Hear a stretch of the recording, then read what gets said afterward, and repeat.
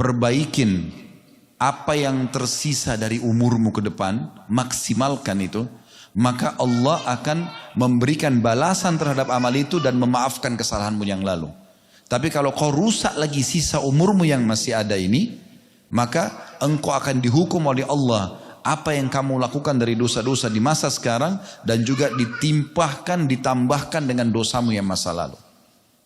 Jadi kalau Allah masih berikan kesempatan, bismillah, lakukan apapun sifatnya, walaupun itu mudah, walaupun itu cuma sunnah, karena ini kesempatan emas. Allahu Rabbi wal Islam dini wa Muhammadan Rasulullah. Assalamualaikum warahmatullahi wabarakatuh. Alhamdulillah, selalu saja lisan kita memuji Sang Pencipta Allah atas segala nikmat yang dilimpahkan kepada kita. Dimulai dari nikmat Islam dan iman. Karena dengan nikmat Islam dan iman, kita jadi punya panduan hidup. Tahu mana yang boleh, mana yang tidak boleh, mana yang harus dikerjakan, didahulukan, dan mana yang harus ditinggalkan. Pada kesempatan ini Bapak Ibu sekalian, saya akan membahas sebuah tema yang sederhana sebenarnya, tapi mudah-mudahan bisa menambah wacana kita. Dan tema ini berjudul Masih Ada Waktu. Tema ini sebenarnya saya susun dengan tujuan untuk membahas beberapa poin, walaupun nanti kita akan kerucutkan ke satu poin dari poin-poin ini. Yang pertama poinnya adalah untuk mengingatkan dan memberikan peluang kepada siapapun yang hadir di sini, termasuk diri saya, yang masih merasa kurang dalam pendekatan dirinya kepada Allah Subhanahu wa taala dari sisi ibadah, kurang mungkin sholat malamnya, kurang puasanya, atau mungkin kurang tepat waktu di sholat 5 waktunya. Mungkin bagi laki-laki sering telat dalam Jumatnya. Mungkin kita semua masih kurang dalam membaca ayat-ayat Al-Quran, masih teledor dalam menjaga zikir pagi petangnya, masih juga kurang berbakti dengan orang tuanya, masih kurang silaturahim dengan kerabatnya, masih kurang sedekahnya, masih kurang mungkin pelaksanaan ibadah haji dan umrahnya, menjenguk orang sakitnya, membantu orang susah dan seterusnya. Kita masih punya peluang dan kesempatan, yaitu selama kita masih hidup, Allah masih berikan kita kesempatan selama kita mau. Selama kita mau. Permasalahannya adalah di diri kita sendiri.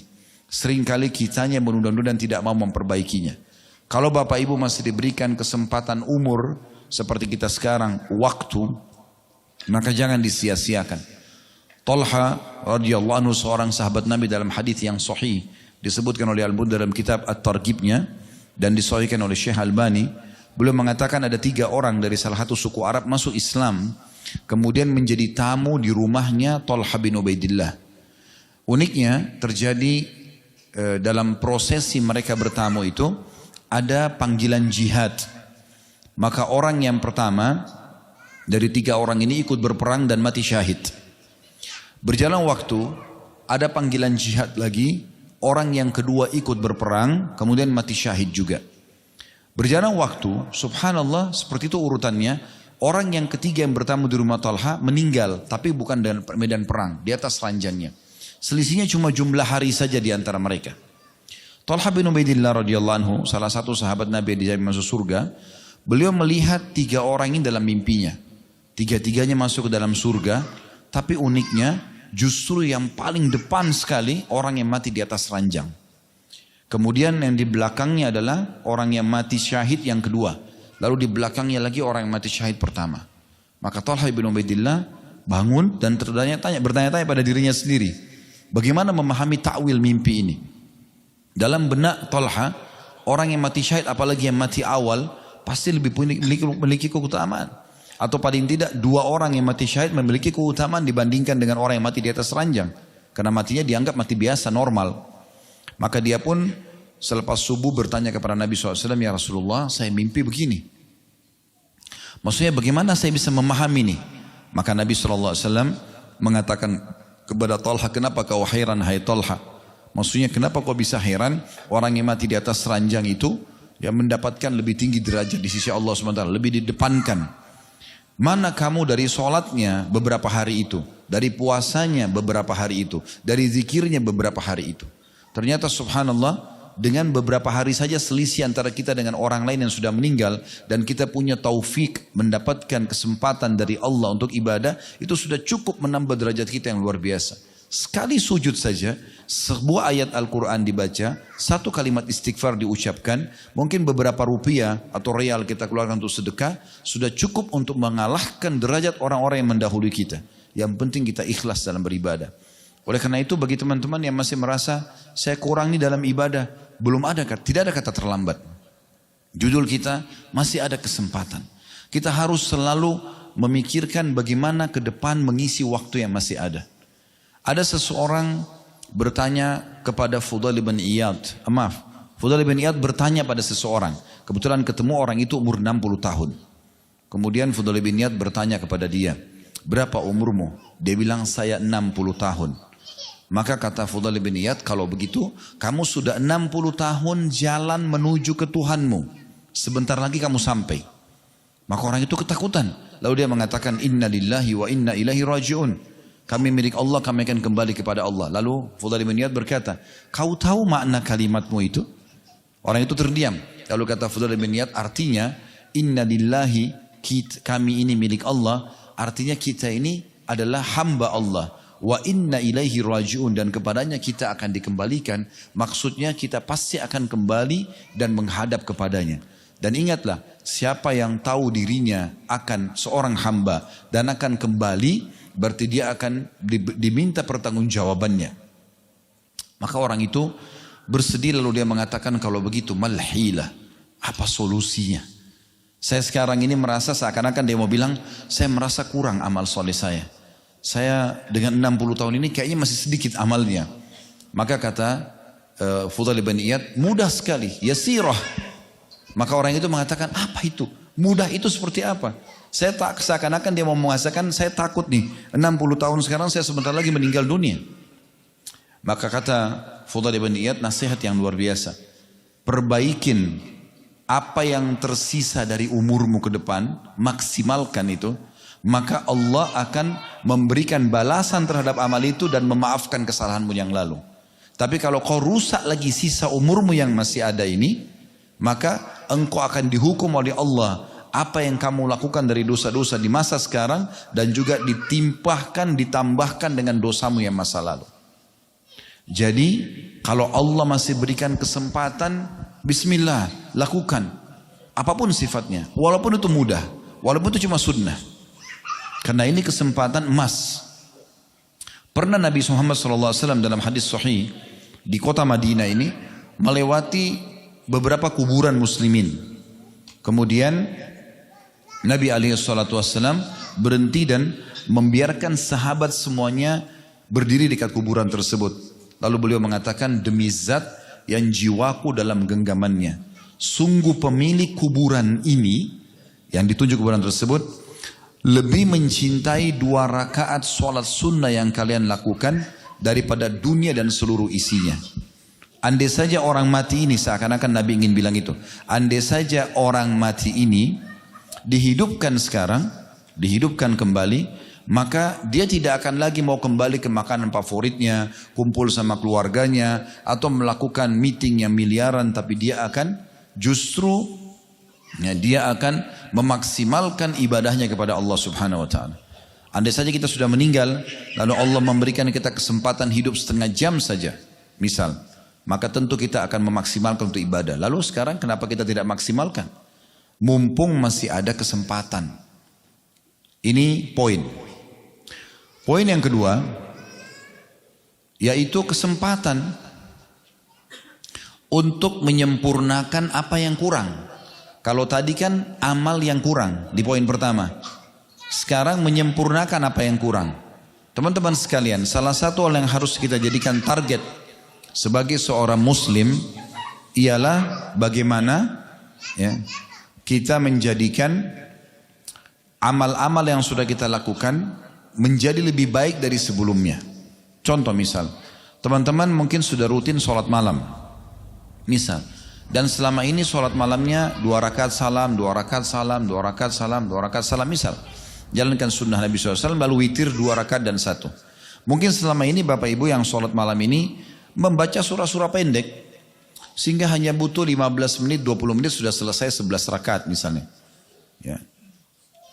Maka sekarang bagaimana kita pindah ke poin setelahnya, yaitu tingkatkan kualitasnya dan juga kuantitasnya. Tingkatkan kualitas dan kuantitasnya.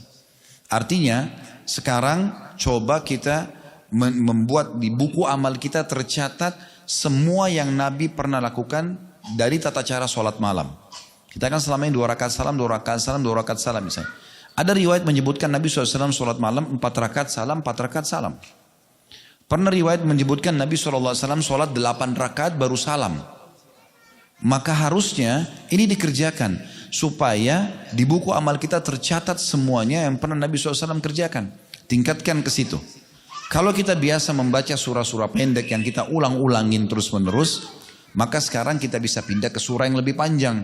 Tapi Ustadz saya kan tidak hafal. Baik, ada fatwa ulama di ibadah sunnah, Bapak Ibu bisa pegang mushaf, bisa pegang Quran, bisa pegang mungkin di handphone kita aplikasi Al-Quran, lagi sholat malam. Daripada kita terulang-ulang di juz 30, kita mulai baca dari surah Al-Baqarah. Setiap malamnya kita baca, membaca beberapa ayat. Dan yang paling baik adalah kita tentu dalam hadis itu minimal 10 ayat. Kemudian ada 100 ayat, ada 1000 ayat. Yang paling maksimal 1000 ayat disebutkan pahalanya akan sangat melimpah. Maka kita bisa pindah ke tahapan ini. Bagaimana mulai sekarang kita programkan Bapak Ibu sekalian supaya ibadah kita yang tadinya standar itu naik levelnya. Jangan begitu terus. Ya. Kalau kita biasa puasa Senin Kamis saja, sekarang kita tambah dengan Ayyamul Bid misalnya. Kalau tadi kita bersedekah dengan 100.000 rupiah, sekarang kita pindah ke 1 juta rupiah. Kita pindah ke 100 juta rupiah. Kita pindah ke level yang kita belum pernah menyentuh sisi itunya. Karena memang amal-amal ini semuanya akan kita butuhkan. Ya. Dan kita harus tahu Bapak Ibu sekalian, amal-amal yang kita kerjakan, yang butuh terhadap amal tersebut adalah kita sendiri. Allah Subhanahu wa ta'ala tidak pernah butuh dengan amal kita. Kenapa ada orang kalau sholat buru-buru? Dia berpikir soalnya kalau Allah butuh dengan amal itu seperti cuma store kewajiban. Ini keliru sekali. Persepsi ini harus diperbaikin. Yang butuh terhadap sholat tersebut, sedekah tersebut, baca Quran tersebut, zikir tersebut, apa saja, itu adalah kita. Oleh karena itu sebagian salafus saleh di saat mereka sedang bersedekah, ya, mereka kumpulin harta mereka, mereka bersedekah. Setelah habis, mereka senyum dengan sangat lebar. Lalu berkata kepada orang-orang di sekitarnya, lihatlah orang-orang ini, ditunjuk orang-orang miskin yang sudah menerima sedekahnya. Lihatlah orang-orang ini membawa amal-amalku ke timbangan amalku tanpa upah sedikit pun. Persepsi sebagian orang yang masih terpengaruh dengan kapitalis, kalau dia keluarkan berarti berkurang, kan gitu. Orang mukmin tidak seperti itu. Kalau dia memberikan berarti dia beruntung. Kenapa? Dia keluarkan 100.000 rupiah sedekah, dia berikan 1 potong baju, dia berikan sepiring makanan, itu sedang dibawa ke timbangan amal. Dan uniknya dalam sebuah hadis yang sahih diriwayatkan juga oleh Al-Mundhiri dalam kitab Targhib Tarhib beliau, kata Nabi SAW, sesungguhnya kalau seseorang di antara kalian bersedekah, maka Allah akan mengurusnya, mengembangbiakannya sampai menjadi seperti gunung Uhud. Walaupun sepotong roti, sebutir kurma dibagi 2, itu bukan seperti itu kita akan terima di timbangan Allah hari kiamat nanti. Kita akan terima seperti gunung Uhud. Di Madinah Anda bisa lihat gunung Uhud. Seperti itu besarnya. Dan kata Nabi SAW, seperti seseorang di antara kalian mengurus dan membesarkan anak kuda atau anak untanya. Allah Subhanahu wa ta'ala tidak akan memberikan balasan kita 1 dibalas 1. Itu tidak ada dalam hitungan Allah Subhanahu wa ta'ala. Allah mengatakan, innallaha yarzuqu man yasha bighairi hisab. Allah kalau sudah membalas orang tanpa lagi ada hitungannya. Maka mulai sekarang masih ada kesempatan, mumpung belum datang ajal, tingkatkan level itu. Baca keutamaannya. Dari kalau amal yang biasa standar menjadi yang lebih afdal. Kalau teman-teman biasa dengar ada sebagian ustaz kita mengatakan afdalnya begini. Nah cari afdal itu.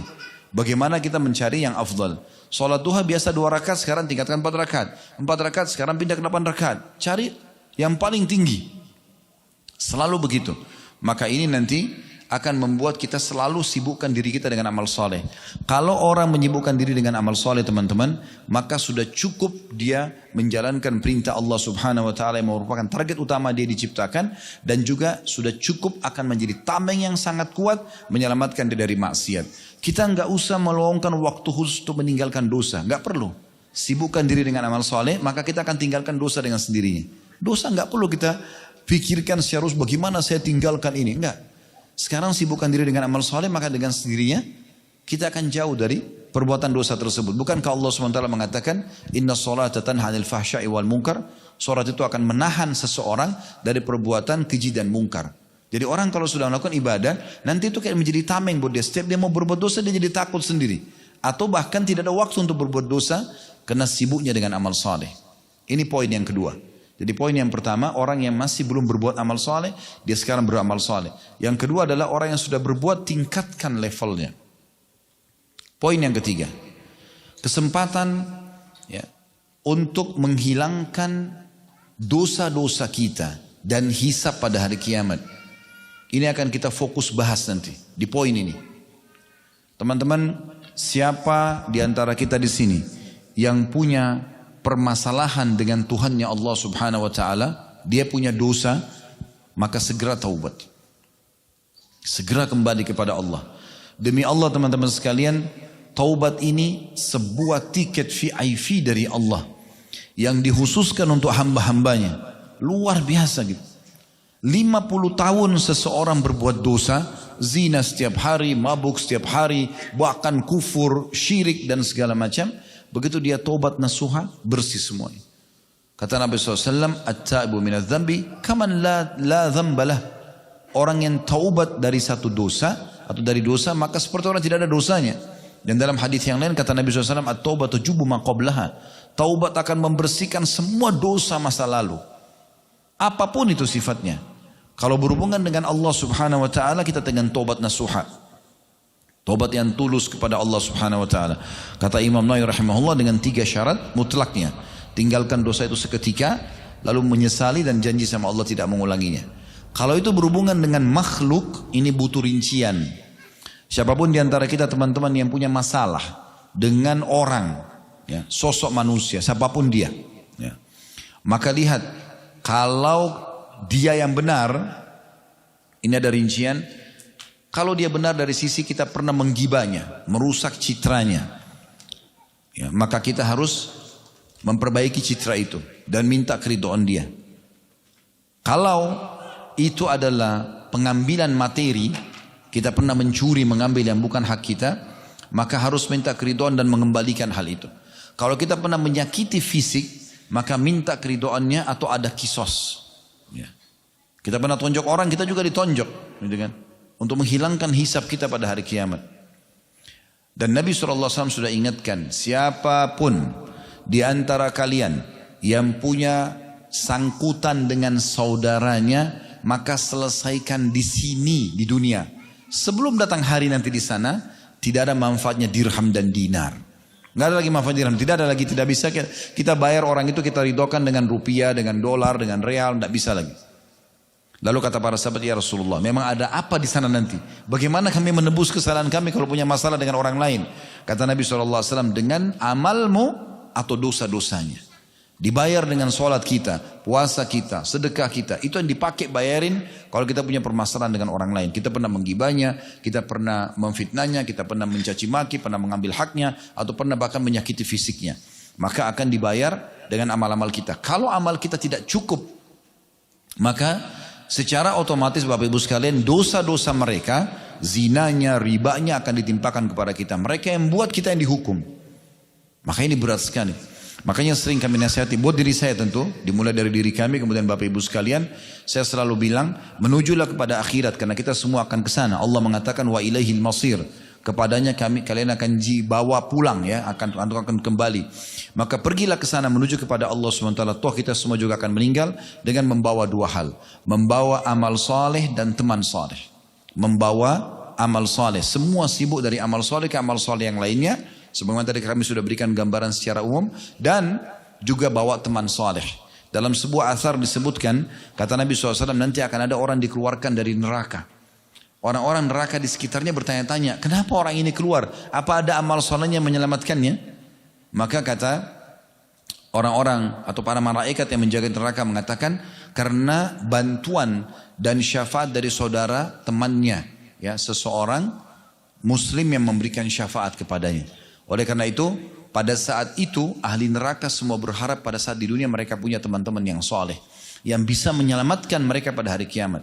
Kita tidak pernah tahu, mungkin amal kita kurang, tapi ada orang-orang yang bisa membantu kita. Dan Nabi SAW mengatakan akan ada dari umatku orang yang bisa memberikan syafaat sampai seperti suku Mudar. Suku Mudar ini jumlahnya jutaan orang sekarang gitu kan. Maka dia bisa memberikan syafaat karena banyaknya amal soleh yang dia persiapkan. Jadi ini harus benar-benar menjadi sebuah poin pertimbangan yang matang sekali. Jangan sampai nanti kita akan ada hisab hari kiamat, ya. Dan nanti ya, kita harus jadi beriman supaya ada orang yang bisa menolong kita nantinya. Juga jangan bawa dua hal. Jangan bawa dosa dan jangan bawa musuh. Itu saja sederhananya. Dari dosa ke dosa yang pernah kita kerjakan sekarang stopin. Kita bertobat dan kita perbaikin. Tadi sudah kami berikan gambaran dan akan panjang lebar kita jelaskan poin ini insyaAllah. Kemudian yang kedua adalah jangan bawa musuh. Jangan setiap hari gosipin orang misalnya. Banyak orang sudah ikut pengajian, sudah mulai hijrah, tapi nggak sadar masuk menggibah orang lain. Gibah itu teman-teman menceritakan sesuatu yang ada pada saudara muslim yang dia tidak suka untuk diceritakan. Itu sudah gibah.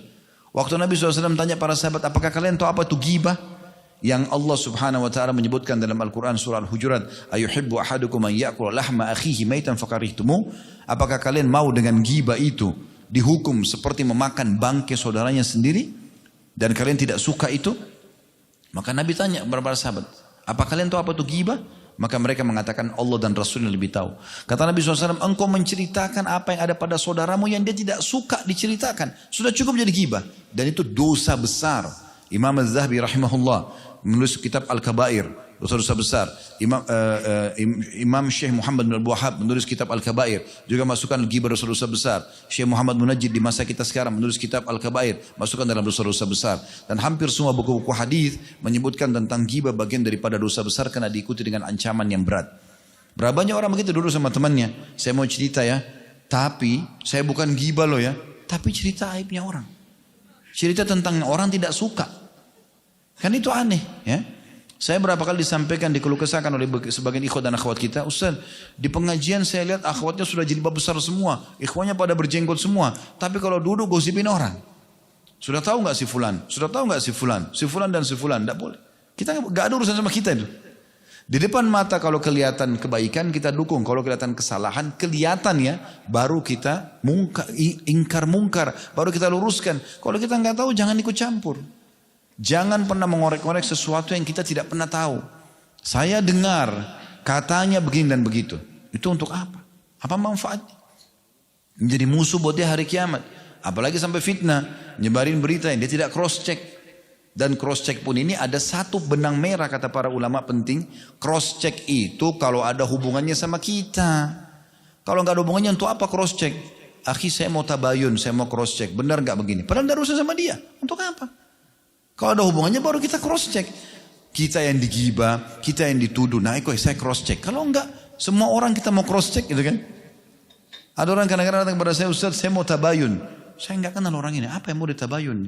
Gitu kan. Harusnya kan jelas ada hubungan sama dia enggak? Gitu kan. Atau ada sesuatu memang yang memang harus gitu. Kalau tidak enggak perlu.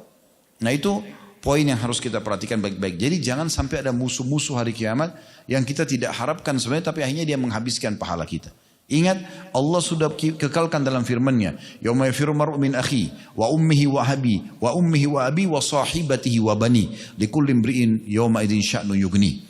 Pada hari kiamat nanti seseorang akan lari dari ibunya, dari saudaranya, dari ibunya, dari ayahnya, dari istrinya, dari anak-anaknya, dan pada hari itu orang semua masing-masing sibuk dengan keadaannya sendiri-sendiri. Mereka takut jangan sampai nanti ada orang yang tuntut pada hari kiamat. Jadi ini harus hati-hati.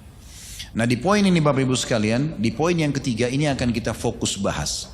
Saya akan coba bahas teman-teman sekalian bagaimana bonus dan tiket VIP yang Allah berikan kepada kita ini. Baik bagi teman-teman yang sudah sering bertaubat, maka dia bisa perbaharui taubatnya. Atau orang yang masih malas bertaubat, mungkin dengan menganggap dirinya tidak punya dosa. Atau punya dosa tapi masih menunda-nunda.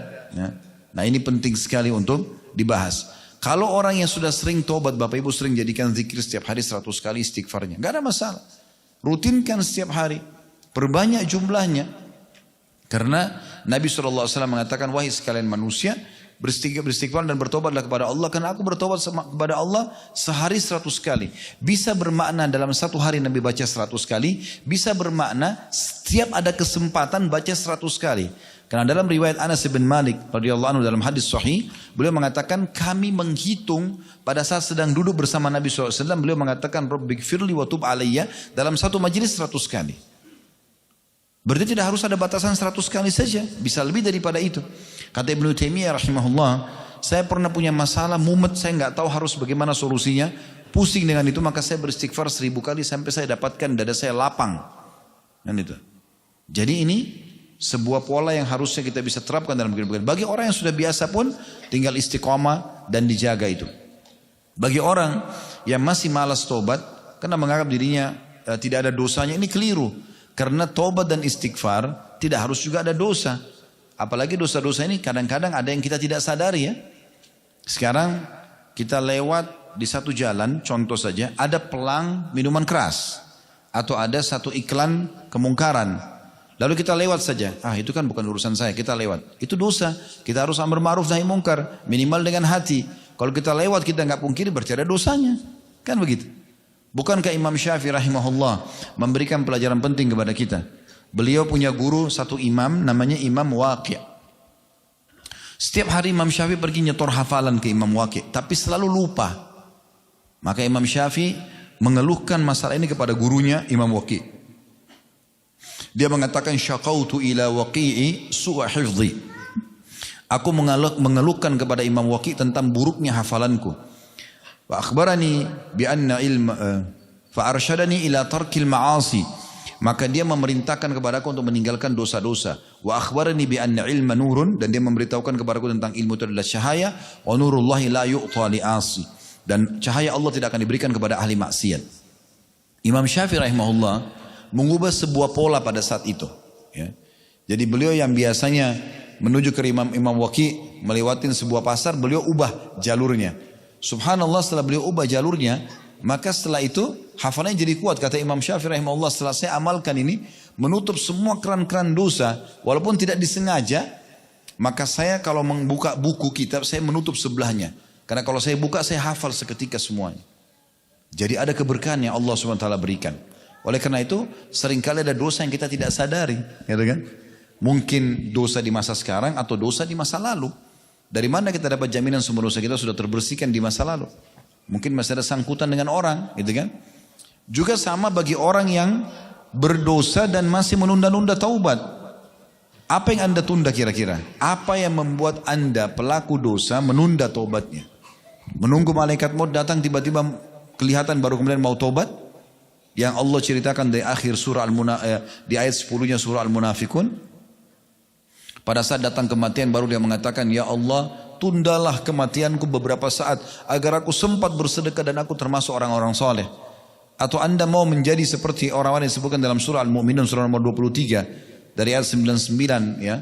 Disebutkan bagaimana penyesalan orang-orang pada saat meninggal, lihat kematian, mereka berharap ditunda kematiannya sesaat agar mereka bisa taubat kepada Allah Subhanahu wa taala. Tapi sudah tidak ada lagi kesempatan pada saat itu. Enggak ada lagi peluang untuk itu. Mumpung Allah masih kasih kesempatan, maka perbanyak kalimat ini. Saya juga ingin titikberatkan poin di sini Bapak Ibu sekalian. Kalau Anda mau hijrah dan menjadi orang baik, orang soleh dan orang soleha, jangan setengah-setengah. Maksimal sekalian hijrah. Karena banyak orang-orang kita, teman-teman kita hijrah, tapi setengah-setengah. Dia sudah mulai ubah performanya, udah mulai dia ubah tontonannya mungkin, tapi pendapatannya masih haram. Masih ragu kepada Allah Subhanahu wa taala. Kenapa ragu? Kenapa enggak sekaligus hijrah? Berubah menjadi orang baik. Allah Subhanahu wa taala menjanjikan orang beriman dan beramal saleh juga bertaubat dengan kehidupan yang baik. Hayatan thayyibah, kehidupan yang penuh dengan kesempurnaan. Itu dijanji, tidak mungkin salah. Bagaimana Nabi Muhammad SAW, bagaimana para sahabat ridwanullah alaihim, mereka bertakwa kepada Allah SWT, Allah jadikan mereka raja-raja dunia. Ya, Abu Bakar, Umar, Uthman, Ali. Siapa yang kenal mereka ridwanullah alaihim pada saat di fase Mekah? Enggak ada. Tapi setelah Islam, mereka menjadi orang baik, dan maksimal, maka Allah muliakan. Itu juga dengan sahabat-sahabat Nabi yang lain. Siapa yang mengenal Bilal yang tadinya budak di Mekah, tapi karena Islam dimuliakan menjadi muazzin kaum muslimin, ya kan? Menjadi sahabat yang mulia, dan begitu juga dengan yang lainnya. Maka ini poin yang perlu kita garis bawahi. Baik, dalam masalah ini teman-teman saya ingin kita kembali membaca, kalau teman-teman bisa buka di aplikasi Al-Quran di handphonenya. Ini ayat yang paling luar biasa dalam masalah ajakan Allah untuk kita taubat. Surah Az-Zumar, surah nomor 39, ayat 53 sampai 59. Saya ulangi, surah Az-Zumar, surah nomor 39, ayat 53 sampai 59. Saya bacakan. A'udzu billahi minasyaitonir rajim. Qul ya ibadiyalladzina asrafu ala anfusihim la taqnatu min rahmatillah. Qul ya ibadiyalladzina asrafu ala anfusihim la taqnatu min rahmatillah. Innallaha yaghfiru dzunuba jami'a innahu huwal ghafurur rahim. Itu ayat 9, ayat 53. 54-nya wa anibu ila rabbikum wa aslimu lahu min qabli an ya'tiyakumul adzabu thumma la tunsarun. Selanjutnya ayat 55-nya nanti saya terjemahkan sekaligus insyaallah. Wattabi'u ahsana ma unzila ilaikum min rabbikum min qabli an ya'tiyakumul adzabu baghtatan wa antum la tash'urun. Ayat selanjutnya 56-nya an taqula nafsun ya hasrata ala ma farrattu fi jambillahi wa in kuntu laminas sakhirin. 57-nya au taqula law anna Allah hadani lakuntu minal muttaqin. 58-nya au taqula hina taral adzaba law anna li karratan fa akuna minal muhsinin. 59 yang terakhir bala qad ja'atka ayati fakadzdzabta biha wastakbarta wa kunta minal kafirin. Terjemahan ayat 53-nya, katakanlah hai Muhammad, wahai hamba-hambaku, semua Allah panggil, mau beriman, mau kafir, Allah kasih kesempatan ini. Wahai hamba-hambaku yang telah melampaui batas terhadap diri mereka, banyak sekali dosanya,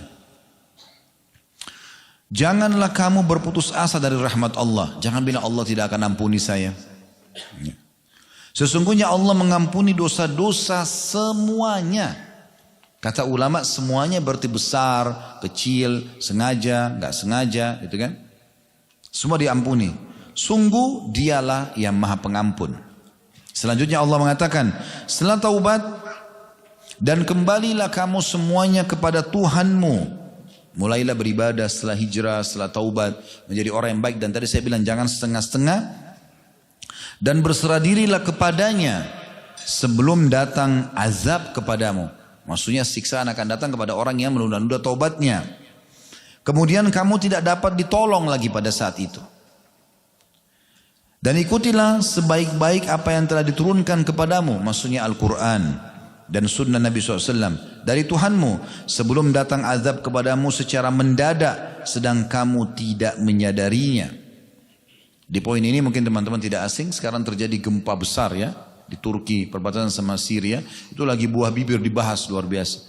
Building-building yang besar, yang kokoh. Hanya dengan berapa detik sentakan gempa tersebut rubuh semuanya. Ya. Itu luar biasa itu. Jadi orang-orang yang di dalam pun tidak sempat keluar, tidak sadar. Memang begitu, mendadak tiba-tiba.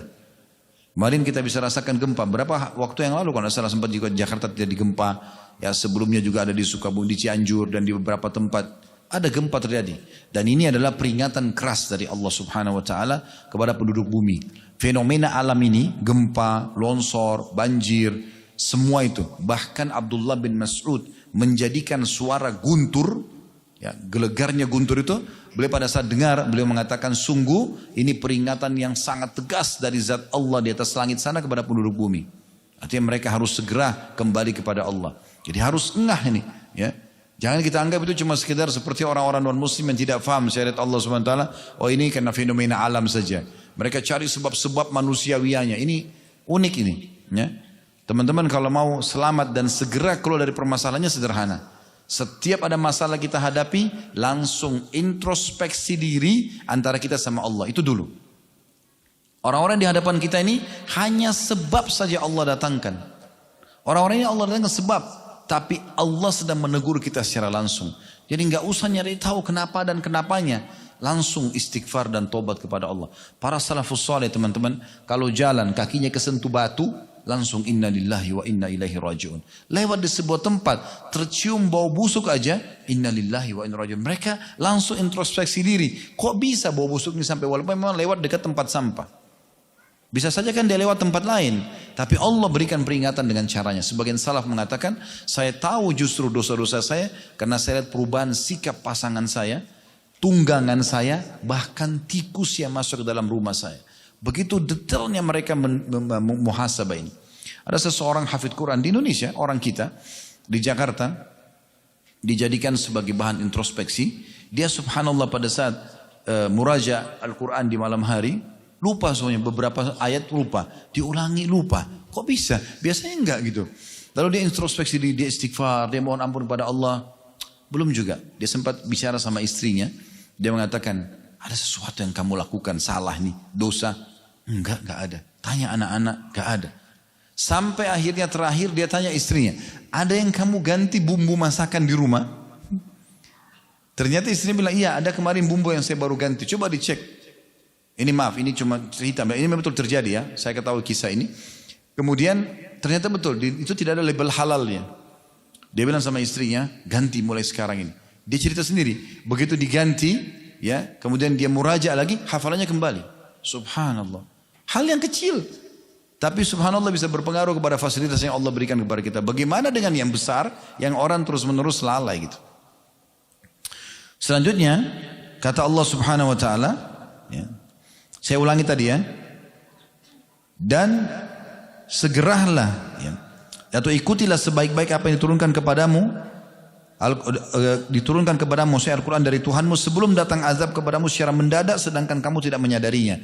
Agar jangan ada orang yang mengatakan nanti pada saat mau meninggal, alangkah besar penyesalanku atas kelalaianku dalam menunaikan kewajiban terhadap Allah, dan sesungguhnya aku termasuk orang-orang yang memperolok-olok agama Allah mesti semasa hidup.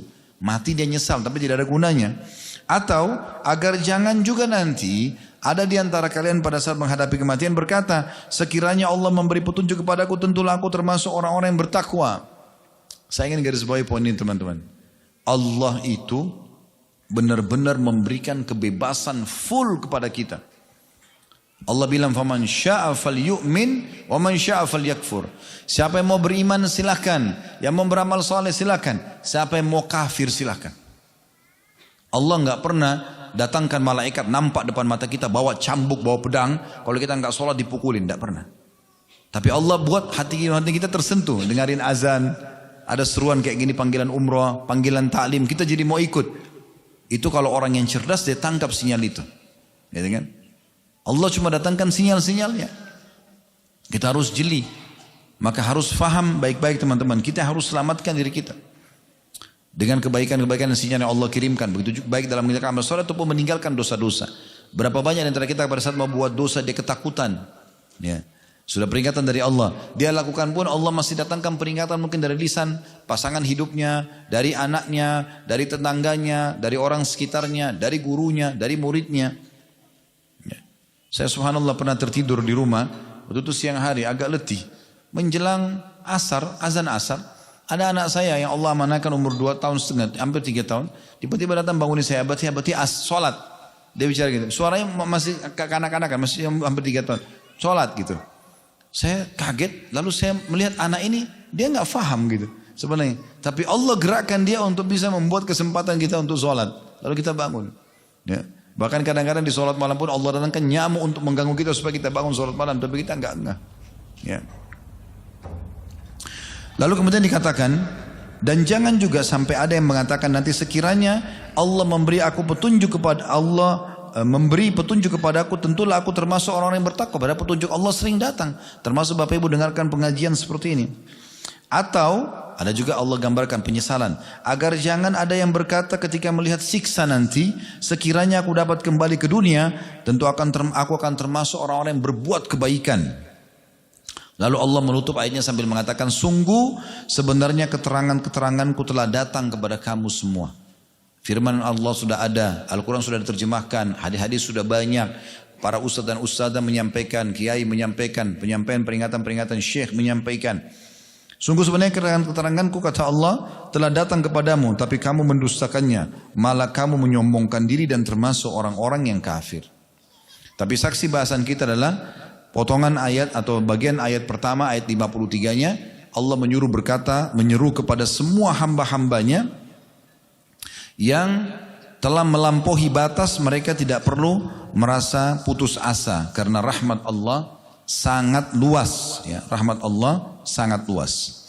Baik, selanjutnya Bapak Ibu sekalian, untuk menambah bahasan ini kita juga perlu tahu tentang masalah efek, ya, kalau Bapak Ibu melakukan perbuatan dosa, ya. Jadi kan ada orang sebagian menganggap remeh dosa itu, nggak apa-apa gitu, ya. Padahal sebenarnya dia dengan berbuat itu pasti akan ada efek sekecil apapun dia, ya. Maksud dosa itu efeknya tetap akan ada. Di antaranya kata Nabi SAW dalam sebuah hadis, kata beliau, innal abda idza akhta'a khati'atan nukitat fi qalbihi nuqtatan sauda. Sesungguhnya seorang hamba kalau melakukan satu perbuatan dosa, maka Allah akan titikkan dalam hatinya sebuah titik yang berwarna hitam. فَإِذَا هُوَ نَزَعَ وَاسْتَغْفَرَ وَتَابَ سُوقِلَ قَلْبُهُ.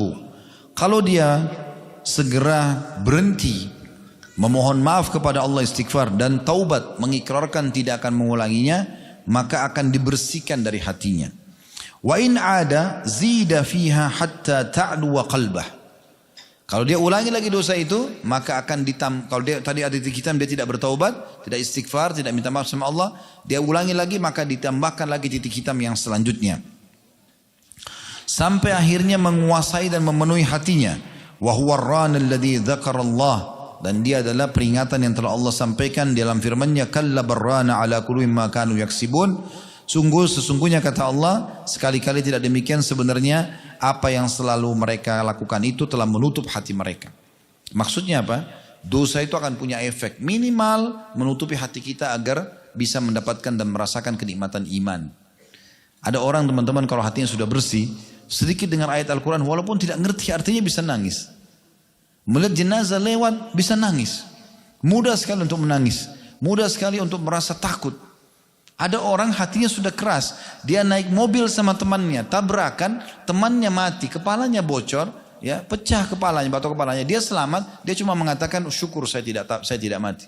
Dia tidak ambil pelajaran, padahal Allah sudah dengan peringatan depan matanya, bisa saja dia kena juga. Saya waktu lihat beberapa cuplikan penyampaian dari sebagian warga di wilayah-wilayah kita yang lolos dari longsor segala macam, mereka dengan menceritakan longsor itu begini, tanahnya berputar, ada rumah yang masuk ke dalam, kemudian ada lagi yang disemburkan keluar lagi. Dan anak muda itu pada saat saya nonton dengan santainya dia menceritakan itu seakan-akan itu adalah sebuah fenomena alam biasa, tidak tersentuh sambil bahkan tertawa seakan-akan itu adalah sesuatu yang biasa aja. Dia tidak kena berarti tidak ada hubungannya sama dia. Subhanallah. Kalau hari ini ada orang tabrakan depan mata kita, hari ini ada orang sakit depan mata kita, ada orang hari ini yang dipukuli oleh orang, setiap saat bisa terjadi pada kita. Allah SWT bisa datangkan dan kita hanya mengatakan kok bisa ya? Tentu bisa ya di sisi Allah Subhanahu wa ta'ala. Maka harus hati-hati tentunya, ya. Ini efek yang harus kita hati-hati sekali. Kemudian juga teman-teman sekalian, masalah taubat ini adalah salah satu ibadah yang sangat diperintahkan. Selain tadi firman Allah SWT sudah kita bacakan surah Az-Zumar, Allah juga sebutkan dalam surah Al-Imran surah nomor 3 ayat 135, walladzina idza fa'alu fahishatan aw zalamu anfusahum dzakarullaha fastaghfaru lidzunubihim wa may yaghfiru dzunuba illallahu wa lam yusirru ala ma fa'alu wa hum ya'lamun. Artinya, dan orang-orang apabila mengerjakan perbuatan dosa atau keji atau menzalimi diri mereka, segera mengingat Allah. Sebagian ulama mengatakan pada saat dia berbuat dosa atau akan melakukan, Allah datangkan peringatan itu. Engah enggak dia? Kayak tadi rasa takut, rasa khawatir, takut ketahuan, takut lihat orang. Berhenti enggak dia? Kalau dia berhenti di situ lalu memohon ampun atas dosa-dosanya, maka dia akan selamat dari siksaan. Tidak ada hukumannya karena dia berhasil kembali. Dan siapa lagi yang dapat mengampuni dosa-dosa selain Allah? Yang dapat Dan mereka tidak meneruskan perbuatan dosa itu sementara mereka mengetahuinya. Dan kita juga tahu ya hadis Nabi SAW yang masyhur diriwayatkan oleh Imam Bukhari, Imam Tirmidzi dan dihasankan oleh para ulama, innallaha yaqbalu taubatal abdi ma lam yughargir. Allah akan menerima taubat hambanya selama dia belum sampai ke tenggorokan, ya. Juga hadis yang masyhur, mungkin teman-teman sudah tidak asing mendengarkan hadis ini.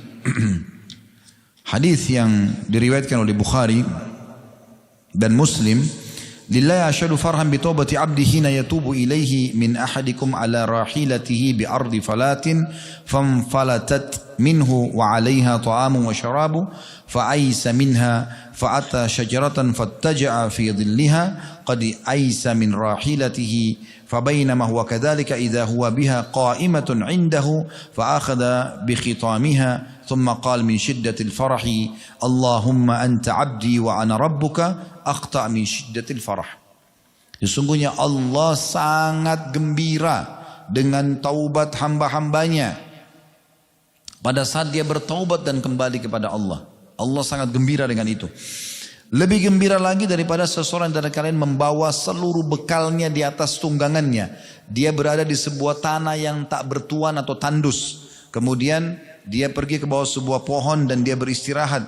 Di atas tunggangan itu ada seluruh makanan dan bekal-bekal, minuman dan makanannya. Pada saat dia bangun hilang. Kemudian dia mencari kembali. Ternyata dia tidak menemukan. Pada saat dia sudah putus asa, dia mengatakan pada dirinya sendiri, saya coba kembali ke pohon yang tadi saya tidur, saya coba tidur mudah-mudahan saya meninggal, saya tidak bangun lagi. Pada saat dia terbangun di tidur yang keduanya, dia temukan untanya dan seluruh bekalnya ada di hadapan dia, maka bagaimana gembiranya dia, Allah lebih gembira daripada hamba tersebut. Dan kata Nabi SAW, saking gembiranya hamba itu, dia mengatakan, salah dia ucapkan, ya Allah sungguhnya kau adalah hambaku dan aku adalah Tuhanmu. Baik teman-teman sekalian, kita akan tutup dengan beberapa kisah. Ya. Yang kisah ini, teman-teman sekalian, kita berharap ya bisa menambahkan keimanan kita tentunya. Saya akan sampaikan kisah tentang Tha'labah bin Abdurrahman radhiyallahu anhu, seorang sahabat Nabi. Dan ada buku yang ini judulnya Bergegas Taubat yang Allah amanahkan kami susun. Ini di sini sudah saya sebutkan kisahnya. Tha'labah bin Abdurrahman ini teman-teman seorang sahabat yang baik ibadahnya. Kemudian satu waktu dia melewati rumah seorang sahabat Ansar yang kebetulan istrinya lagi mandi dan dia melihatnya. Melihat ke arah wanita yang sedang mandi itu. Dia melihat beberapa kali, setelah itu tiba-tiba hatinya merasa ketakutan kepada Allah dan saking takutnya dia, ini adalah dosa, gitu kan? Dia terus tanda kutip dihantui perasaan takut itu sampai akhirnya dia takut jangan sampai Allah bongkar perbuatan dia itu melihat wanita yang sedang mandi ini dalam Al-Quran. Karena di masa itu ayat Al-Quran kan lagi turun, ya. Sampai ayat kan Bapak Ibu tahu surah Al-Mujadilah tentang perbicaraan antara suami istri Allah buka dalam Al-Quran, gitu kan? Terus perasaan Nabi SAW pada saat Allah perintahkan untuk nikah dengan mantan istri anak angkatnya Zaid yang bernama Zainab. Allah angkat sebagai sebuah contoh di tengah-tengah masyarakat agar tidak ada larangan untuk menikahi mantan pasangan anak angkat. Kalau anak mantu kan tidak boleh jadi mahram abadi walaupun sudah bercerai sama sama pasangannya. Tetap tidak ada namanya mantan mertua dan mantan anak mantu. Tapi ini Allah angkat. Maka Tha'labah ini ketakutan pada saat itu radhiyallahu anhu. Beliau saking takutnya, akhirnya beliau lari ke atas sebuah gunung antara kota Mekah sama Madinah. Melarikan diri dari Nabi SAW, melarikan diri dari orang, mengasingkan diri. Sampai akhirnya Jibril datang kepada Nabi SAW dan mengatakan, sesungguhnya hai Muhammad, Tuhan mau mengucapkan salam dan menyampaikan ada seorang hambaku yang sedang berada di antara gunung-gunung antara kota Mekah dan Madinah. Dia telah bertobat dan kembali kepadaku. Ya. Temui orang itu. Maka Nabi SAW panggil Umar dan Salman. Radhiyallahu anhuma. Dipanggil kemudian berkatalah pada saat itu Nabi SAW, hai Umar, hai Salman, pergilah ke gunung-gunung di wilayah ini. Sesungguhnya Allah mengatakan sana ada seorang hambanya. Ya, tepatnya namanya Tha'labah bin Abdurrahman radhiyallahu anhu. Maka Umar pun keliling. Tapi karena gunung banyak di wilayah itu padang pasir luas. di mana ini mau dapat orang ini? Tidak sengaja Umar sama Salman ketemu sama seorang wanita. Waktu itu dia pengembala domba. Ya. Namanya Zufafah radhiyallahu anha, ini perempuan. Lalu Umar dan Salman tanya, ada enggak orang yang pernah kamu temui selama kau bawa gembalaan di gunung-gunung ini, yang orang itu ya ciri-cirinya seperti ini dan itu? Maka kata wanita tersebut, mungkin yang kalian cari orang yang ingin menyelamatkan diri dari api neraka. Kata Umar, dari mana kau tahu dia ingin menyelamatkan diri dari api neraka? Kata wanita tersebut, karena saya biasa melihat orang itu keluar dari celah-celah gunung di malam hari, kemudian dia memegang kepalanya sambil mengucapkan penyesalannya. Ya, di antara itu disebutkan riwayat, dia mengatakan, ya Allah, mengapa engkau tidak cabut saja nyawaku, binasakan tubuhku, dan tidak agar engkau tidak menelanjangiku pada hari penghakiman nanti. Maksudnya, ya Allah, jadikan hukuman daripada perbuatanku diwafatkan, tapi jangan buka aib ini nanti pada hari kiamat. Terus dia ketakutan setiap malam seperti itu. Maka kata Umar, orang itu yang kita cari. Di mana dia? Ditunjukkanlah tempatnya. Sampai akhirnya malam hari Tha'labah keluar, lalu Umar mendengarkan ucapannya, lalu Umar memeluknya sambil mengatakan, sungguh engkau telah terselamatkan dari api neraka. Karena dalam riwayat ini Jibril menyampaikan kalau Allah Subhanahu wa taala sudah memaafkan dan juga menyelamatkan dia dari api neraka karena penyesalan yang luar biasa, taubatnya gitu. Maka waktu itu Umar cuma mengatakan, kau telah selamat dari api neraka. Kata orang ini, wahai Umar, kata Umar, saya adalah Umar bin Khattab. Lalu orang ini mengatakan, wahai Umar, jangan bawa aku ke Rasulullah sallallahu alaihi wasallam kecuali kalau memang beliau sedang sholat dan Bilal sudah mengucapkan qad qamatis shalah. Dia mengatakan baiklah, Umar bilang baik. Lalu dibawalah pada saat itu ke masjid Nabi SAW pas waktu sholat maghrib. Setelah Bilal mengatakan qad qamatis shalah, Umar masuk dalam saf bersama Salman dan akhirnya Tha'labah pun masuk.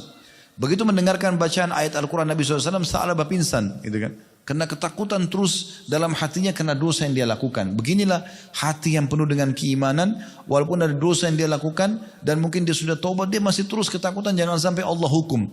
Dia terbawa dengan perasaan itu sehingga akhirnya keseharian dan detik-detik hidupnya terisi dengan amal soleh. Maka dia pun akhirnya pingsan pada saat itu. Kemudian setelah salam Nabi SAW tanya, wahai Salman, wahai Umar, di mana Tha'labah? Kata Umar, ini ya Rasulullah orangnya. Lalu kemudian Nabi SAW berkata, wahai Tha'labah. Dia mengatakan, labbaika ya Rasulullah. Ya, saya jawab panggil anda dengan santun ya Rasulullah. Kata Nabi SAW, apa yang membuatmu pergi dari aku? Kata Tha'labah, dosaku wahai Rasulullah. Kata Nabi SAW, maukah aku beritahukan kepadamu tentang ayat yang dapat menggugurkan dosa-dosa sekaligus jadi doa? Dia mengatakan iya. Kata Nabi SAW, bacalah Rabbana atina fid dunya hasanah wa fil akhirati hasanah wa qina adzaban nar wa adkhilnal jannata ma'al abrar ya azizu wa ghafur rabbil alamin. Doa yang kita masyhur yang kita baca nanti pada saat tawaf insyaallah. Dan itu sebabnya kenapa dia dibaca 7 kali setiap tawaf gitu kan, melewati rukun yamani sampai Hajar Aswad. Maka mintalah kepada Allah itu, baca itu. Maka Tha'labah pun mengatakan, dosaku lebih besar wahai Rasulullah. Saya udah ucapin itu tapi saya masih merasa takut dengan dosa saya, jangan sampai Allah hukum. Kata Nabi SAW, kalam Allah lebih besar. Lalu Rasulullah SAW menyuruhnya kembali pulang ke rumahnya saja. Dan pada saat itu dia pulang ke rumah dia sakit. Dalam riwayat ini dikatakan selama 8 hari. Kemudian Rasulullah SAW berkata, atau Salman kemudian datang kepada Rasulullah SAW mengatakan, wahai Rasulullah, apakah anda berkenan menjenguk Tha'labah? Kata Nabi SAW, baik, mari kita bersama-sama pergi. Kemudian Rasulullah SAW bertemu dengan Tha'labah. Beliau kemudian meletakkan kepala Tha'labah di pangkuan beliau sallallahu alaihi wasallam. Nah waktu itu Tha'labah memalingkan pandang kepalanya, tidak mau bertumpuk di paha Nabi SAW. Kata Nabi SAW, apa yang membuatmu mengalihkan kepalamu dari pangkuanku? Dia mengatakan, ya Rasulullah, kepalaku penuh dengan dosa. Nabi SAW bertanya, apa yang kamu rasakan sekarang? Dia bilang, aku merasakan seperti rayapan semut di antara kulit dan tulang-tulangku karena dosa ini. Kata Nabi SAW, apa yang kau harapkan? Dia bilang, pengampunan Tuhanku. Maka pada saat itu Jibril turun kepada Nabi SAW dan berkata, sungguh Rabbmu menyampaikan salam kepadamu hai Muhammad. Dan berkata, andai kata hambaku ini, maksudnya Tha'labah, ya bertemu denganku, dia meninggal setelah ini dengan kesalahan sepenuh bumi, ya, maka aku akan menyambutnya dengan ampunanku sepenuh bumi.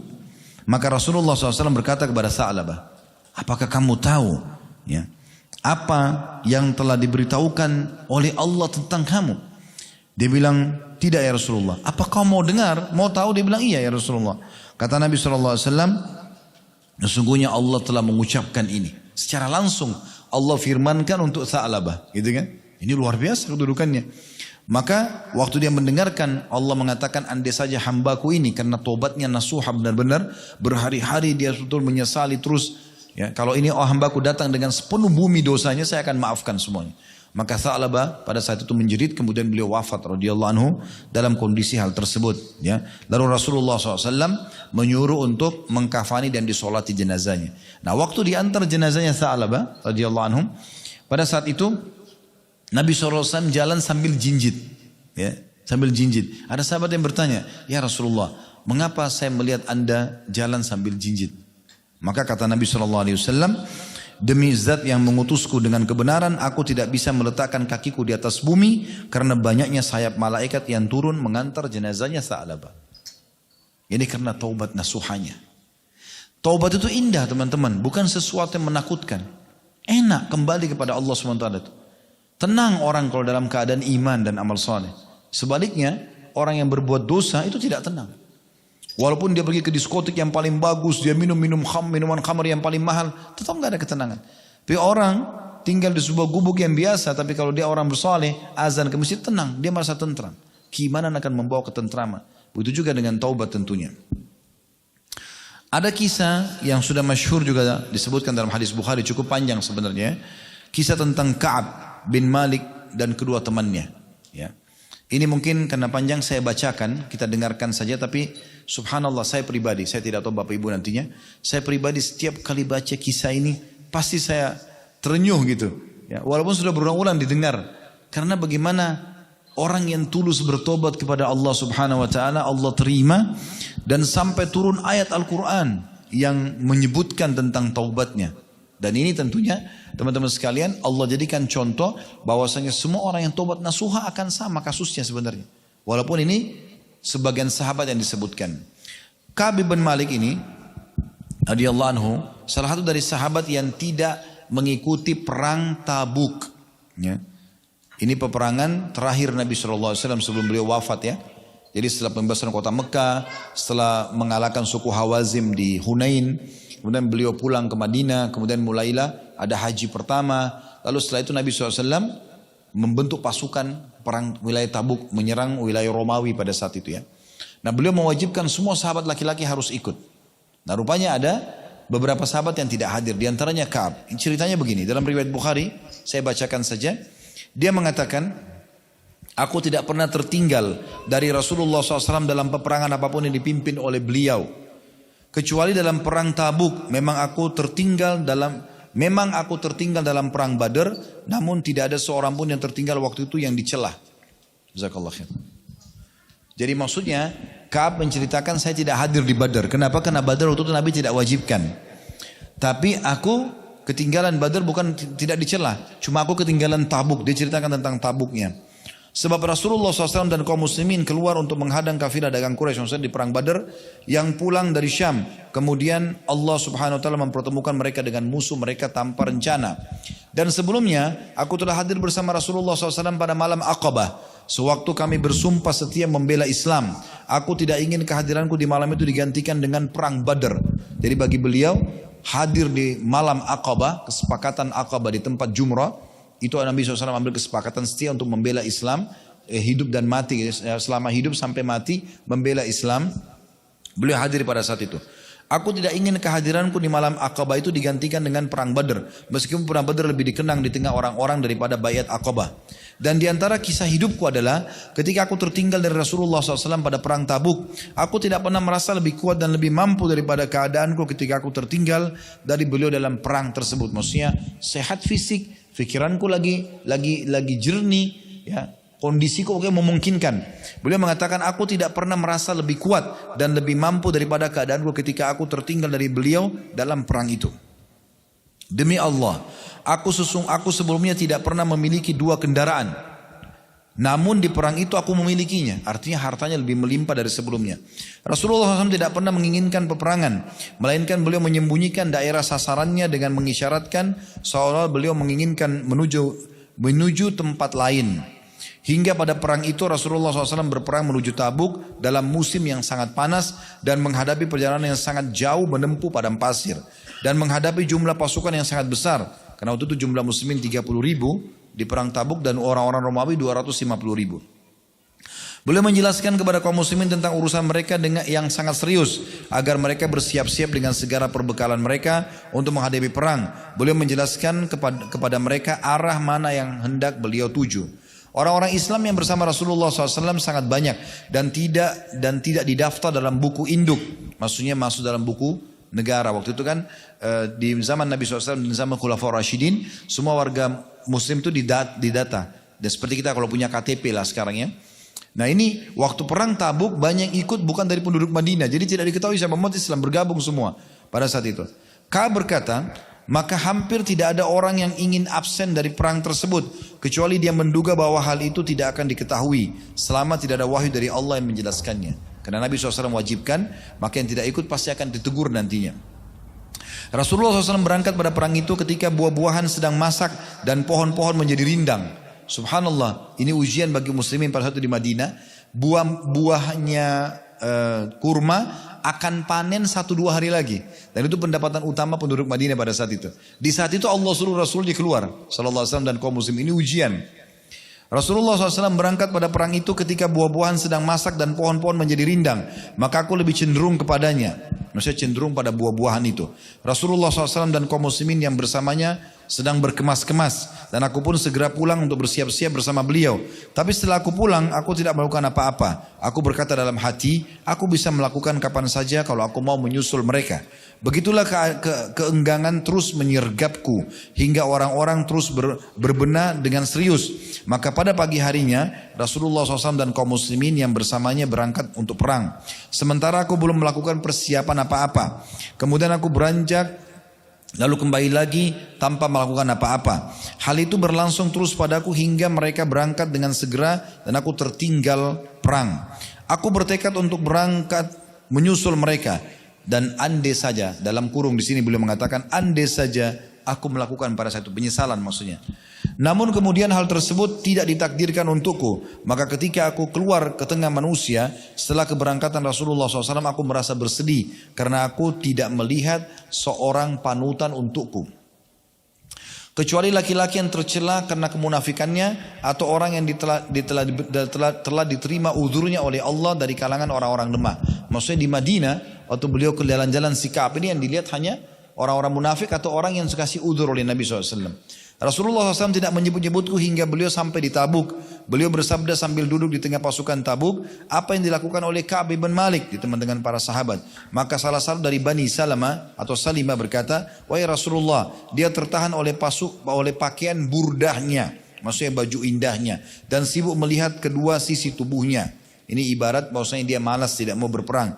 Maka Muadz bin Jabal berkata kepadanya, sungguh buruk apa yang telah kamu ucapkan. Demi Allah ya Rasulullah, kami tidak mengetahui tentang Ka'ab ya, kecuali kebaikan. Maka Rasulullah SAW diam. Tak kala beliau dalam keadaan seperti itu, tiba-tiba beliau melihat dari kejauhan seorang laki-laki yang mengenakan pakaian putih dan terlihat bergerak terombang-ambing oleh fata morgana. Maka Rasulullah SAW bersabda, orang ini adalah Abu Haythama. Ternyata dia benar Abu Haythama al-Ansari, orang yang bersedekah dengan satu sak kurma ketika dicela oleh orang-orang munafik. Ka'ab lalu berkata lagi, tak kala sampai berita kepadaku bahwa Rasulullah SAW telah pulang dari Tabuk, kesedihanku datang lagi. Aku mulai mengingat dusta dan berkata, dengan apa aku bisa lolos dari keburukan beliau besok? Untuk hal itu, aku minta bantuan kepada semua orang yang cerdik pemikirannya dari keluargaku. Maka tak kala diberitahukan bahwa Rasulullah SAW telah mendekati Madinah, hilanglah dari diriku segala pikiran yang batil.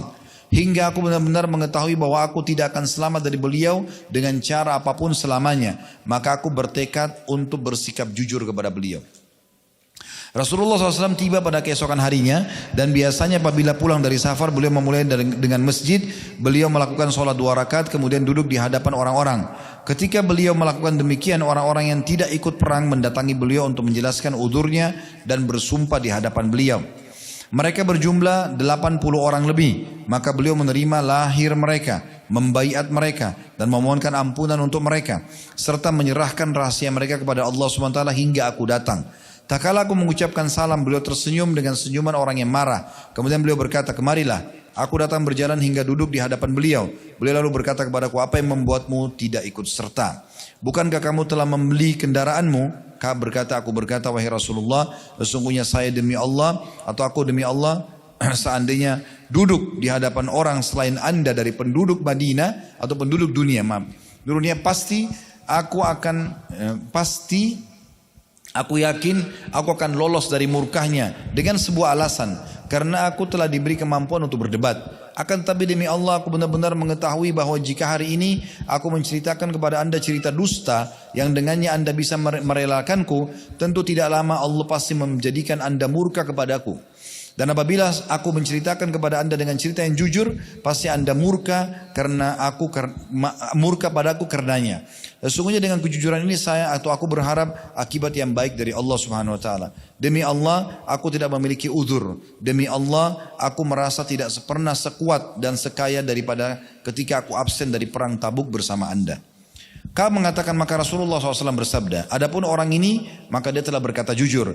Berdirilah hingga Allah memberi keputusan tentangmu. Beberapa orang dari Bani Salamah berjalan mengikutiku, mereka mengatakan kepadaku, demi Allah, kami tidak pernah mendapatimu berbuat dosa sebelum ini. Ternyata engkau tidak mampu mengajukan uzur kepada Rasulullah SAW seperti uzur yang diajukan oleh orang-orang lain yang absen. Padahal istighfar Rasulullah SAW untukmu telah cukup untuk menghapus dosamu. Ka'ab mengatakan, demi Allah, mereka terus mencelaku hingga aku ingin kembali kepada Rasulullah SAW untuk mendustakan diriku. Maksudnya bohong, mengatakan bahwasanya dia memang sakit atau yang lainnya. Kemudian aku katakan kepada mereka, apakah ada seseorang yang mengalami hal seperti ini bersamaku? Mereka menjawab, iya, ada 2 orang yang mengalami hal ini sepertimu. Mereka mengatakan sama yang apa yang kamu katakan dan dijawab dengan jawaban yang sama yang diberikan kepadamu. Ka'ab mengatakan, aku bertanya siapa mereka? Maka mereka menjawab, Murarah bin Ar-Rabi Al-Amri dan Hilal bin Umayyah Al-Waqifi. Ka'ab berkata, ternyata mereka menyebutkan 2 orang soleh yang telah ikut dalam perang Badr dan pada diri mereka ada keteladanan. Ka'ab mengatakan, maka aku pergi ketika mereka menyebutkan 2 nama orang itu kepadaku. Rasulullah SAW melarang orang-orang untuk berbicara dengan kami bertiga dari sekian banyak orang-orang yang tidak ikut perang. Maka orang-orang pun menjauhi kami dan dia berkata, mereka berubah sikap kepada kami. Sehingga menurutku bumi ini telah berubah. Bumi ini bukan bumi yang aku kenal. Kami mengalami suasana seperti itu selama 50 malam. Adapun 2 orang sahabatku, maka mereka merasa minder dan berdiam diri di rumahnya sambil menangis. Kalau aku adalah karena termuda di antara mereka dan paling tegar, aku keluar rumah menghadiri sholat berjamaah bersama kaum muslimin dan berkeliling di pasar. Namun tidak seorang pun yang sudi berbicara denganku. Aku mendatangi Rasulullah SAW dan mengucapkan salam kepada beliau ketika beliau berada di majlisnya setelah sholat. Maka aku berkata dalam hati, apakah beliau menggerakkan kedua bibirnya untuk menjawab salamku atau tidak? Kemudian aku sholat di dekat beliau dan aku mencuri pandang kepada beliau.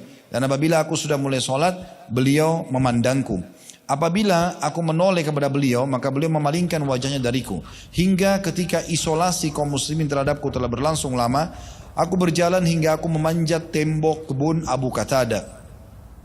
Dia adalah putra pamanku atau sepupuku dan orang yang paling aku cintai. Aku mengucapkan salam kepadanya, tapi demi Allah dia tidak menjawab salamku. Maka aku berkata kepadanya, wahai Abu Qatadah, aku bertanya kepadamu dengan nama Allah, apakah engkau mengetahui bahwasanya aku mencintai Allah dan Rasulnya? Tanda tanya. Maka dia pun diam.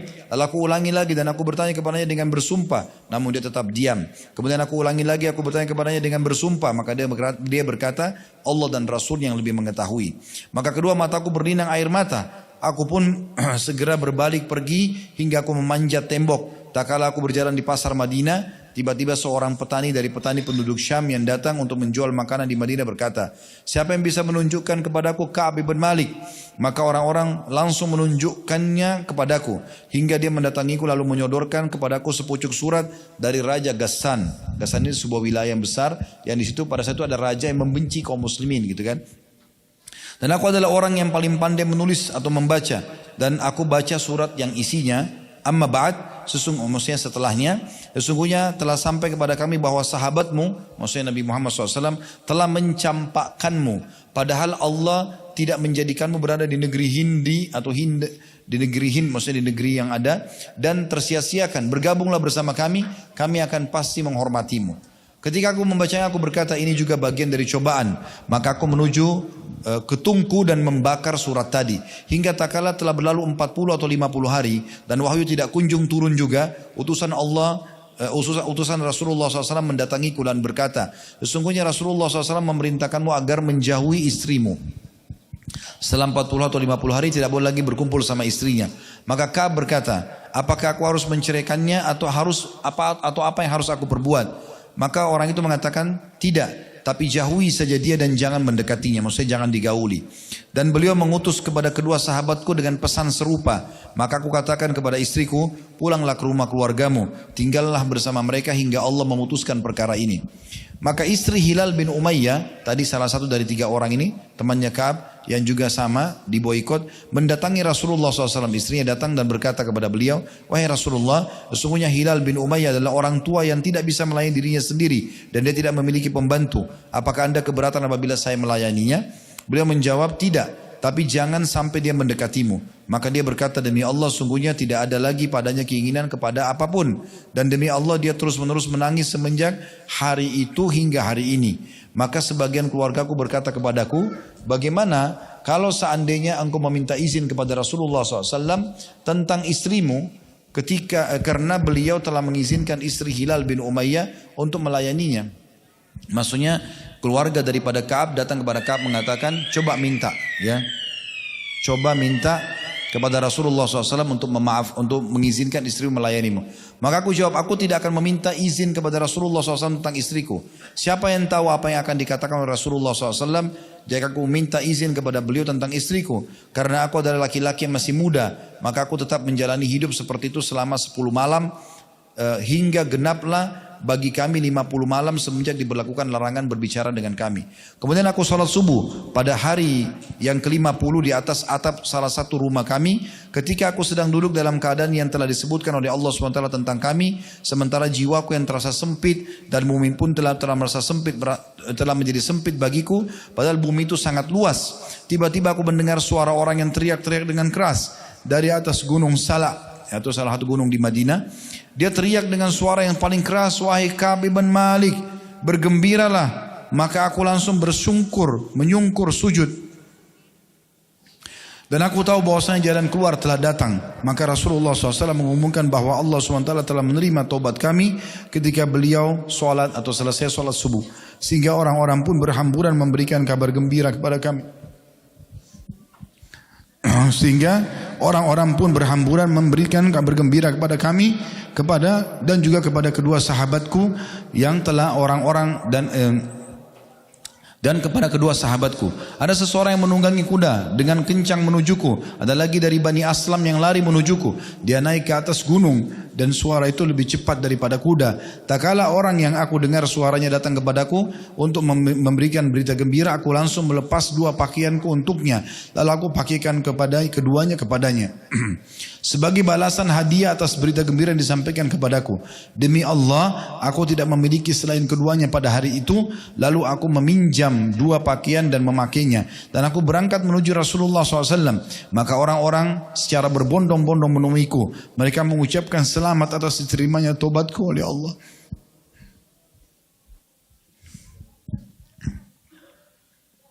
Mereka mengucapkan kepadaku, semoga penerimaan Allah atas tobat, selamat atas penerimaan tobat Allah, penerimaan Allah atas tobatmu. Hingga aku masuk masjid, ternyata Rasulullah SAW sedang duduk dikerumuni oleh orang-orang. Maka Talha bin Ubaidillah berjalan cepat, setengah berlari hingga menjabat tanganku dan mengucapkan selamat kepadaku. Demi Allah tidak ada seorang pun dari kaum muhajirin yang berdiri selain beliau. Dan Ka'ab tidak pernah melupakan perbuatan Talha tersebut. Ka'ab berkata, ketika aku mengucapkan salam kepada Rasulullah SAW, beliau bersabda dengan wajah yang berseri-seri karena gembira. Bergembiralah dengan hari terbaik yang pernah melewati hidupmu semenjak kamu dilahirkan oleh ibumu. Aku bertanya, apakah dari anda wahai Rasulullah atau dari Allah? Maka beliau menjawab, tidak, akan tetapi dari Allah secara langsung. Apabila Rasulullah SAW bergembira, kata beliau, wajahnya bersinar seolah-olah wajah beliau adalah sepotong rembulan dan kami mengetahui hal itu dari beliau. Maka tak kala aku duduk di hadapan beliau, aku berkata, wahai Rasulullah, sesungguhnya di antara taubatku adalah aku akan mengeluarkan hartaku sebagai sedekah kepada Allah dan Rasulnya. Maka Rasulullah SAW bersabda, tahanlah sebagian hartamu karena itu lebih baik untukmu. Maka aku berkata, sesungguhnya aku menahan sebagian yang ada di Khaybar. Dan aku berkata, wahai Rasulullah, sesungguhnya Allah telah menyelamatkanku karena kejujuran. Dan sebagai bukti kebenaran taubatku, aku tidak akan berbicara melainkan dengan jujur selama aku masih hidup. Maka demi Allah, kata Ka'ab, aku tidak mengetahui seorang pun dari kaum muslimin yang diberi nikmat dari Allah dalam kejujuran ucapan semenjak aku katakan hal itu kepada Rasulullah SAW yang lebih baik daripada apa yang telah dianugerahkan oleh Allah kepadaku. Demi Allah, aku tidak pernah sengaja sekalipun untuk berdusta. Semenjak hal itu aku katakan kepada Rasulullah SAW sampai hari ini. Dan aku benar-benar berharap kepada Allah SWT agar menjagaku dalam sisa hidupku ini. Terakhir Ka'ab mengatakan, maka Allah menurunkan firman-Nya yang artinya sungguhnya Allah telah menerima taubat Nabi, orang-orang muhajirin dan orang-orang ansar yang mengikuti Nabi dalam masa kesulitan. Sampai firman Allah, sungguhnya Allah maha pengasih lagi maha penyayang kepada mereka dan terhadap 3 orang yang ditangguhkan penerimaan taubat mereka. Hingga apabila bumi telah menjadi sempit bagi mereka, padahal bumi itu luas. Sampai firman Allah, bertakwalah kepada Allah dan hendaklah kalian bersama dengan orang-orang yang jujur. Surah At-Taubah, surah nomor 9 ayat 117 sampai 119. Kata Ka'ab, demi Allah, Allah tidak memberikan sebuah nikmat kepadaku yang lebih agung dalam jiwaku setelah Allah memberikan hidayah Islam kepadaku daripada sikap jujurku kepada Rasulullah SAW, yaitu aku tidak berdusta kepada beliau sehingga aku binasa sebagaimana orang-orang yang berdusta telah binasa. Sesungguhnya Allah SWT berfirman kepada orang-orang yang berdusta pada waktu Allah menurunkan wahyu dengan seburuk-buruk ucapan dikatakan kepada seseorang, di mana Allah berfirman yang artinya kelak mereka akan bersumpah kepada kalian dengan nama Allah apabila kalian kembali kepada mereka agar kalian berpaling dari mereka, maka berpalinglah dari mereka karena sungguhnya mereka itu adalah najis dan tempat mereka adalah neraka jahanam sebagai balasan atas apa yang telah mereka kerjakan. Mereka akan bersumpah kepada kalian, maksudnya orang-orang munafik suka bersumpah dusta agar kalian ridho kepada mereka, tapi jika sekiranya kalian ridho kepada mereka, sesungguhnya Allah tidak akan pernah ridho terhadap orang-orang fasik itu. Surah At-Taubah ayat 95 sampai 96. Ka'ab lalu menutup ceritanya mengatakan, urusan kami bertiga ditangguhkan di antara perkara orang-orang yang alasan mereka telah diterima oleh Rasulullah SAW ketika mereka bersumpah kepada beliau, dan beliau pun membayat mereka dan memohon ampun untuk mereka, sementara Rasulullah SAW menunda kami bertiga sesuai dengan apa yang Allah telah perintahkan. Dan ini diriwayatkan oleh Bukhari dan Muslim. Kisah Ka'ab ini teman-teman sekalian, jadi saya bacakan seperti ini dengan cepat, ataupun Bapak Ibu baca sendiri nanti di rumah, maka akan sama panjangnya kurang lebih. Maka saya melihat penting juga untuk kita baca dan kita ambil pelajaran bagaimana ketulusan taubatnya Ka'ab bin Malik radhiyallahu anhu telah membuat dia selamat dari siksa Allah Subhanahu wa taala, dan juga Allah Subhanahu wa taala kekalkan setiap kali orang baca surah At-Taubah tadi ayat 117 sampai 119, maka pada saat itulah ya orang akan selalu mengenang tentang kisah Ka'ab ini. Kisah selanjutnya teman-teman sekalian adalah kisah tentang seorang wanita yang telah disampaikan fatwa oleh Abu Hurairah radhiyallahu anhu. Satu waktu Abu Hurairah pernah menuju ke masjid di waktu malam hari, dan kemudian dia ditemui oleh seorang wanita. Wanita lalu mengatakan, wahai Abu Hurairah, sungguhnya aku punya pertanyaan. Kata Abu Hurairah, apa itu? Dia mengatakan, apa yang harus aku lakukan? Dan bagaimana keadaanku? Karena aku telah melakukan perbuatan dosa. Kata Abu Hurairah, dosa apa yang kamu lakukan? Dia bilang, aku telah berzina dan hamil dari zina tersebut. Kemudian aku bunuh hasil zina itu, anaknya maksudnya. Maka kata Abu Hurairah, sungguh seburuk-buruk perbuatan yang telah kau lakukan tidak ada tobat bagimu. Maka wanita tersebut pun menangis terisak-isak dan kemudian meninggalkan Abu Hurairah. Dalam riwayat ini dikatakan, maka Abu Hurairah berkata pada dirinya sendiri, bagaimana bisa aku mengeluarkan fatwa ya sementara Rasulullah SAW masih hidup di tengah-tengah kami. Di pagi harinya Abu Hurairah mengatakan aku mendatangi Nabi SAW dan mengatakan, ya Rasulullah, tadi malam ada seorang wanita menanyakan fatwa kepadaku tentang begini dan begitu. Maka Rasulullah SAW mengatakan, inna lillahi wa inna ilaihi raji'un. Kita milik Allah dan kita akan kembali kepada Allah. Demi Allah yang telah binasa, engkau telah binasa dan membinasakan. Maksudnya dengan fatwamu ini seakan-akan orang kalau sudah berbuat dosa tidak akan diterima tobatnya sama Allah. Ini engkau telah binasa dan membinasakan orang lain.